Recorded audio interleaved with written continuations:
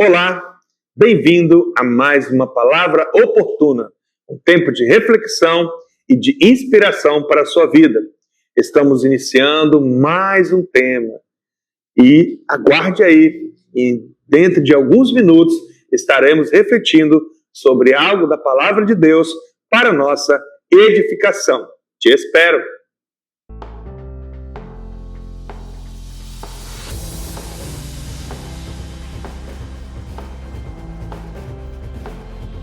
Olá, voltamos, graça e paz, e hoje nós estamos com um tema dentro da nossa Palavra Oportuna, muito interessante. Estamos aí falando sobre a Páscoa, domingo passado agora foi Páscoa, e o tema então será: a verdadeira Páscoa é renúncia e libertação. E o texto que nós vamos ler está em Êxodo, capítulo 12, versículo de 1 ao 14. Acompanhe, por favor. O Senhor disse a Moisés e a Arão na terra do Egito: este mês será para vocês o principal dos meses. Será o primeiro mês do ano. Falem a toda a congregação de Israel, dizendo: no dia 10 deste mês, cada um tomará para si um cordeiro, segundo a casa dos pais, um cordeiro para cada família. Mas se a família for pequena, para um cordeiro, então o chefe da família convidará o seu vizinho mais próximo, conforme o número de pessoas, conforme o que cada um puder comer. Por aí vocês calcularão quantos são necessários para o cordeiro. O cordeiro será sem defeito, macho de 1 ano, podendo também ser um cabrito. Vocês guardarão o cordeiro até o 14º dia deste mês, e todo o ajuntamento da congregação de Israel o matará no crepúsculo da tarde. Pegarão um pouco do sangue e o passarão nas 2 ombreiras e na viga superior da porta, nas casas em que o comerem. Naquela noite comerão a carne assada no fogo, com pães sem fermento e ervas amargas. Não comam do animal nada cru, nem cozido em água, porém assado ao fogo, a cabeça, as pernas e as vísceras. Não deixem nada do cordeiro até pela manhã. O que, porém, ficar até pela manhã, queimem. É assim que vocês devem comê-lo, já prontos para viajar, com as sandálias nos pés e o cajado na mão. Comam depressa, é a Páscoa do Senhor. Porque naquela noite passarei pela terra do Egito e matarei na terra do Egito todos os primogênitos, tanto das pessoas como dos animais, e executarei juízo sobre todos os deuses do Egito. Eu sou o Senhor. O sangue será um sinal para indicar as casas em que vocês se encontram. Quando eu vi o sangue, passarei por vocês, e não haverá entre vocês praga destruidora, quando eu ferir a terra do Egito. Este dia lhes será por memorial, e vocês o celebrarão como festa ao Senhor. De geração em geração vocês celebrarão este dia por estatuto perpétuo. Amém. Então, eu quero trazer ao seu e ao meu, aos nossos corações, nesta palavra oportuna, falando da verdadeira Páscoa, que é Cristo Jesus, mas que ela exige de cada um de nós renúncia e libertação. Então, nós estamos aqui diante de um texto onde é instituída a primeira Páscoa dos judeus. Deus, então, orienta Moisés e Arão como deveria ser essa Páscoa. Aqui está apontando para o que iria acontecer quando Cristo viesse a essa terra. Aqui é uma sombra desse acontecimento, né? Então nós estamos diante de uma importante narrativa que descreve um dos momentos mais marcantes da história bíblica, da história do povo de Deus. De um lado, nós temos a maior nação do mundo, abarrotada de deuses, cujo próprio líder, que é Faraó, era considerado uma divindade. Do outro lado, uma pequena nação desprezada, escravizada, e que possuía um único Deus que para muitos era invisível, né? Que nos últimos séculos, porque ele não manifestou nenhuma forma perceptível ao seu povo. Então a Páscoa, descrita aqui nesse capítulo de Êxodo 12, foi a demonstração do poder desse Deus que estava sendo subestimado por todos, até pelas nações e também pelo seu próprio povo.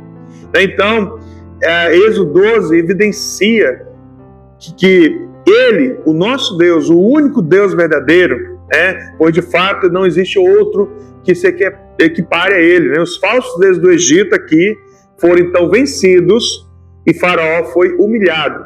Deus ouviu o clamor do seu povo. O povo estava há 400 anos lá em cativeiro, como escravo no Egito, e Deus então ouve o clamor do seu povo e envia então Moisés para libertar. Então foi esse evento que eu já disse que é o mais importante, para o Israel antigo, que fundamenta a Páscoa no Novo Testamento. Deus está ensinando algo ao seu povo para que eles entendam que um dia viria uma Páscoa, através de seu Filho Jesus Cristo, que seria o Cordeiro de Deus que tira o pecado do mundo. Então a verdadeira Páscoa vai ter que envolver ao seu coração, ao meu coração, renúncia e libertação.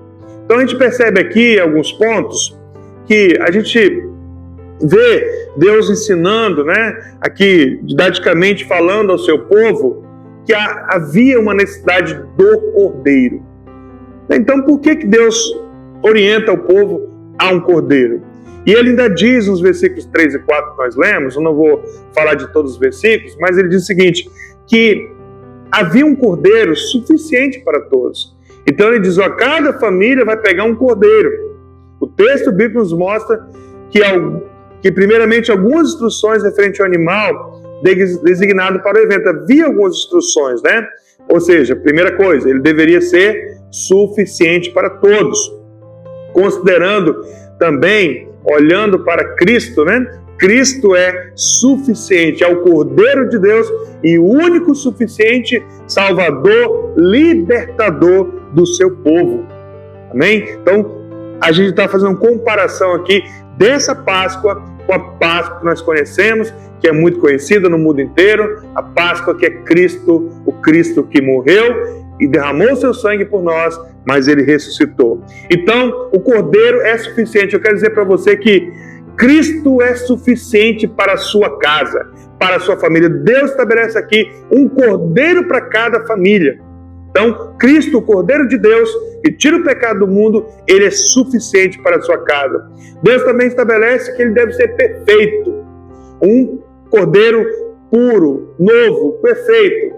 Jesus veio perfeito, veio inocente, ele se deu, ele morreu por cada um de nós. Então, a Páscoa é um sinal da graça de Deus, do favor imerecido que nós temos sobre a nossa vida, demonstrando que no Cordeiro de Deus, Jesus Cristo, que tira o pecado do mundo, nós temos a salvação, a libertação de todo o nosso pecado, de tudo aquilo que nos escraviza.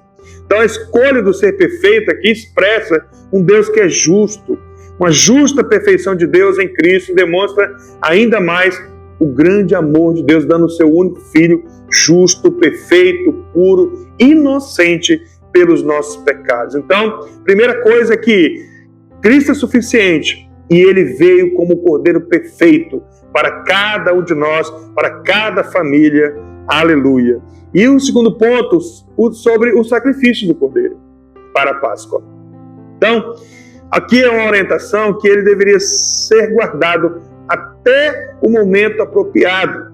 Os judeus receberam então a instrução divina de que deveriam preparar-se, preparar para o dia da libertação. Então nós vamos lembrar aqui também de Jesus, o Cordeiro de Deus, que Deus enviou o Cordeiro no tempo adequado, para morrer no momento apropriado. E o Cordeiro lá da Páscoa dos judeus, lá no Antigo Testamento de Êxodo, também teria um momento certo para morrer, para poder ser ali sacrificado. Jesus também veio no momento certo, no momento apropriado, no tempo adequado, no tempo de Deus, que Deus então envia o seu Filho. E o seu sangue então serviria também para purificação.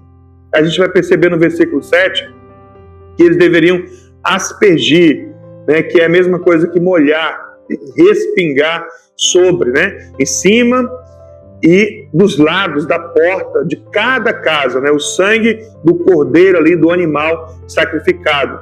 Então a gente percebe que nos costumes judaicos a expressão do sangue era um sinal de purificação dos pecados, né, livramento da culpa, né, da expiação. Então, antes de experimentar a libertação, fazia-se necessário renunciar aos costumes do Egito. Era preciso se limpar. Então aqui também há um simbolismo, aqui em Êxodo 12, do sangue aspergido ali, de uma purificação, de limpar-se, purificar-se de toda a idolatria. Aquele povo estava 400 anos ali. São muito tempo, muita influência de tantos deuses, tantas coisas. Então o verdadeiro Deus é aquele que purifica e limpa o seu povo dos maus costumes por meio do sangue de Cristo e nos prepara para aquilo que está por vir. Então o seu corpo também deveria ser totalmente consumido, né? Os versículos de 8 a 10 fala isso. O cordeiro serviria tanto para a ceia quanto para uma oferta a Deus. Então Jesus também foi totalmente consumido pela morte, seu corpo foi maltratado, o seu sangue foi derramado, conforme Isaías 53:5 nos afirma. A diferença é que o mesmo que morreu como um cordeiro, também ressurgiu como um vitorioso rei, Senhor dos senhores, né? E que certamente reinará para todo sempre, né? E aí nós vamos perceber o último ponto, que é a atitude dos libertos pela Páscoa. Esse é um ponto que eu quero deixar muito ao seu coração, porque a gente percebe aqui na primeira parte que nós percebemos aqui desse ponto, que um sentimento de urgência em experimentar, havia lá um sentimento de urgência em experimentar a libertação. Deus tinha urgência em libertar o seu povo. A instrução divina é para que o seu povo tenha pressa em experimentar a libertação.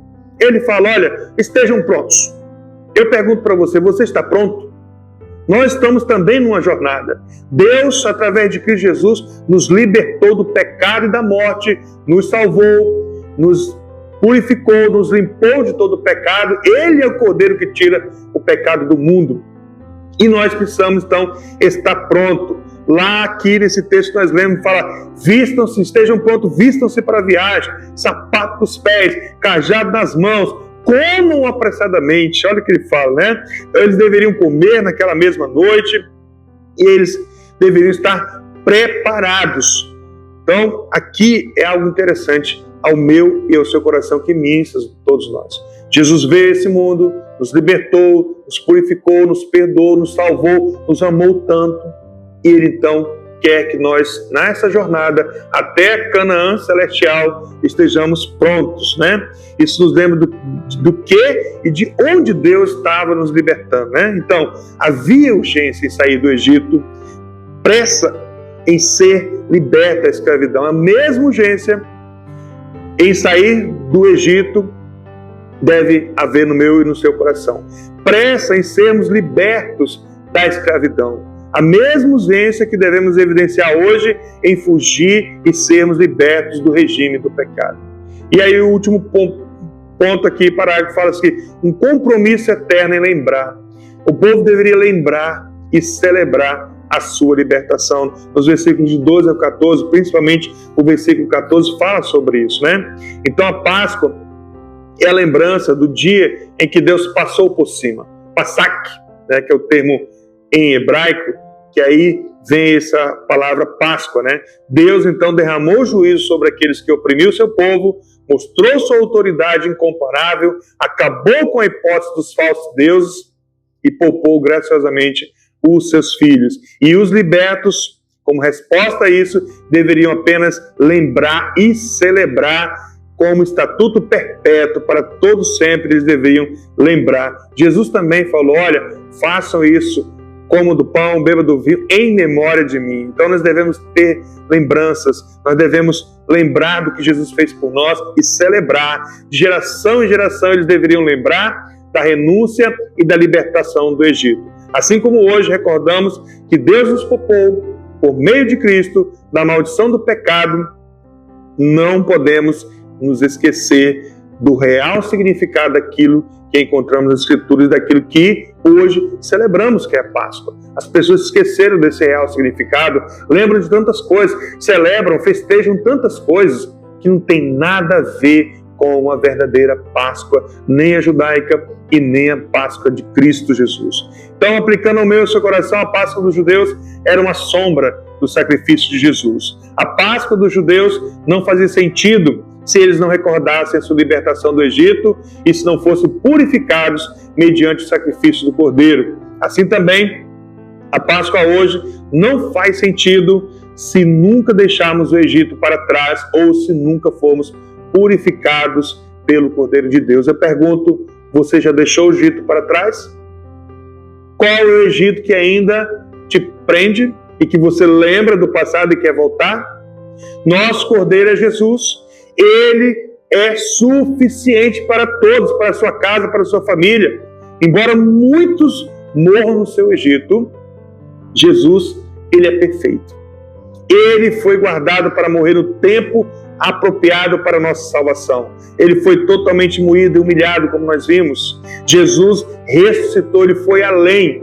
Ele ressuscitou do que é a história dos judeus. Ele foi além para nos garantir a não necessidade, na verdade, de sacrifícios novamente. Ele foi o único e suficiente sacrifício por todos e por toda a humanidade. Então Jesus cumpre todos os requisitos, todos exigidos ao Cordeiro, e ele ainda vai além, como eu falei, porque ele ressuscitou, está vivo e vem buscar o seu povo. Então, para celebrar a libertação, nós temos que deixar de olhar para o nosso Egito. Deixe de olhar para o seu Egito. Qual é o Egito que te prende? Não mais olhar para as coisas que nos amarram, porque esse mundo, o sistema, é o Egito, simboliza o Egito. E nós precisamos, então, olhar para o alto, olhar para as coisas de Deus. Nós só vamos nos ver livres do nosso Egito quando nos aproximarmos de Cristo e vivermos por sua palavra. Então, Páscoa envolve isso, renúncia e libertação. E eu quero fechar lendo o último texto com você, que está em Lucas 22, versículos 15 ao 18, que diz assim: Então Jesus lhe disse, olha só esse texto, tenho desejado ansiosamente comer esta Páscoa com vocês, antes do meu sofrimento, pois eu lhes digo que nunca mais a comerei até que ela se cumpra no reino de Deus. Olha só o que Jesus falou. Jesus preparou um momento ali, falou para os seus preparar a Páscoa, que ele iria comer, e ele fala, olha, eu desejo ansiosamente, em comer essa Páscoa com vocês, porque, olha, eu não mais comerei essa Páscoa com vocês até que se cumpra o reino de Deus. Olha só, e no versículos 18, ele diz assim, pois eu digo a vocês que de agora em diante não mais beberei do fruto da videira até que venha o reino de Deus. O que Jesus está dizendo com tudo isso? Que um dia eu e você também comeremos mais uma Páscoa, beberemos com Ele, comeremos com Ele, celebraremos com Ele, porque Ele vai voltar, o seu reino virá, e nós estamos nessa jornada, eu e você estamos nessa jornada, e por isso nós não podemos olhar para o Egito, largar o Egito, deixar o Egito e viver a nossa libertação. Renúncia tem que acontecer no seu coração e no meu, e nós vivemos a nossa libertação, não somos mais escravos. Cristo morreu por nós, para nos dar vida eterna. O povo saiu do Egito, certo? Mas o Egito não saiu deles. Com Cristo Jesus, nós fomos libertos de todo o Egito, porque Cristo habita dentro de nós e nós somos libertos para a vida eterna. Então não olhe para o Egito, não volte para trás, não desista da sua jornada, porque um dia nós vamos comer e beber com Cristo no reino de Deus. É isso que Ele está falando ao meu e ao seu coração. Que essa palavra te abençoe. Eu quero orar por você nesse momento. Senhor, muito obrigado por essa palavra oportuna, por esse tempo tão precioso de meditarmos na Tua palavra, pela oportunidade de olhar um pouco mais sobre a verdadeira Páscoa, que é Cristo Jesus, que morreu como Cordeiro, que tira o pecado do mundo e nos deu vida, morreu por nossos pecados, em nosso lugar nos substituiu, mas também ressuscitou, e também nós ressuscitamos com Cristo para uma nova vida e estamos nessa jornada, Pai. E assim eu oro por cada lar, porque Cristo é suficiente para cada família, Cristo é suficiente para cada lar, e Ele é quem nos purifica de todo pecado, é Ele quem nos purifica e nos limpa de todo mal, e é Ele quem nos dá vida eterna, e um dia celebraremos, vamos festejar. Celebramos hoje, festejamos hoje, lembramos hoje, porque um dia estaremos na realidade com Cristo, no reino de Deus. E assim eu oro e agradeço em nome de Jesus Cristo. Amém? Deus te abençoe e até a nossa próxima palavra oportuna.